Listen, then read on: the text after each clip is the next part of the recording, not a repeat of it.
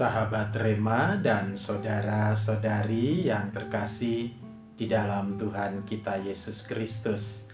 Selamat berjumpa kembali dalam Rema hari ini, Senin 6 Mei 2024, Pekan Paskah yang ke-6. Pada hari ini, gereja menawarkan kepada kita untuk merenungkan dari Injil Yohanes bab 15 ayat 26 sampai bab 16 ayat 4a, yang isinya masih mengenai amanat perpisahan Yesus yang disampaikan kepada murid-muridnya. Dan pada perikop ini, Yesus menyampaikan bahwa Ia akan mengirimkan seorang penolong bagi kita, yaitu Roh Kudus, sebagai saksi utama tentang rancangan keselamatan Allah. Tetapi kita juga diminta untuk menjadi saksi-saksi itu. Maka sahabat Rema dan saudara-saudari yang dikasihi Tuhan, itulah yang menjadi panggilan dan perutusan kita di dunia ini. Kita dipilih dari sekian miliar orang di dunia ini untuk bersatu dengan Kristus melalui sakramen baptis dan mengambil bagian di dalam tugas perutusannya, yaitu membawa kabar sukacita tentang rancangan keselamatan Allah kepada dunia yang diwujudkan secara nyata sempurna di dalam diri Tuhan kita Yesus Kristus.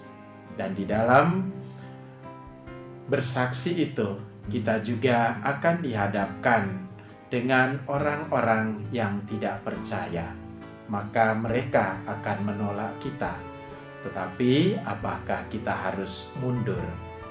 Kita tidak perlu mundur, karena itu adalah bagian dari kesaksian kita.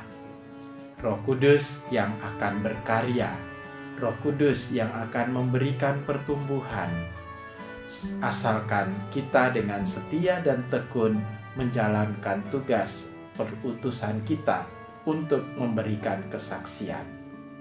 Jika ada yang menerima dan menghasilkan buah, kita bersyukur karena Roh Kuduslah yang berkarya. Tetapi jika ada yang menolak dan tidak menghasilkan buah, seolah-olah tidak menghasilkan buah, kita tetap percaya bahwa Roh Kudus berkarya, Roh Kudus yang akan menumbuhkan. Maka tidak heran jika Santo Paulus mengalami sesuatu yang luar biasa di dalam hidupnya. Ia yang tidak percaya, ia yang membenci, Roh Kudus berkarya di dalam dirinya. Dan akhirnya ia berubah menjadi pencinta Tuhan dan menjadi saksi Kristus. Di zaman sekarang, kita pun boleh dan diizinkan untuk mengalami seperti yang dialami oleh Paulus. Kita setia menjalankan tugas perutusan kita, sekalipun selalu dihadapkan pada tantangan dan hambatan, bahkan penolakan-penolakan. Itu tidak mengecilkan hasrat kita, hati kita, untuk terus mewartakan Injil, karena Roh Kudus ada bersama kita. Maka marilah kita sekalian memohon supaya kita pun semakin terbuka kepada karya Roh Kudus itu, dan kita semakin setia untuk menjalani hidup kita sebagai utusan Bapa, mewartakan tentang kebenaran Kristus. Semoga Roh Kudus Allah menolong kita dan keluarga kudus, Yesus, Maria, dan Yusuf selalu mendoakan kita. Tuhan bersamamu dan bersama rohmu.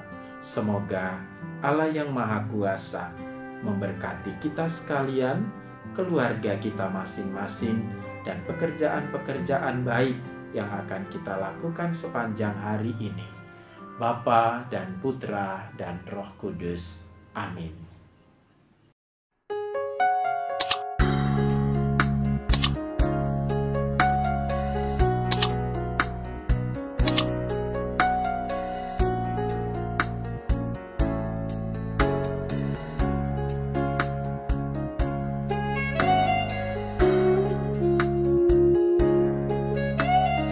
Sahabat Rema, sampai jumpa dalam program berikutnya.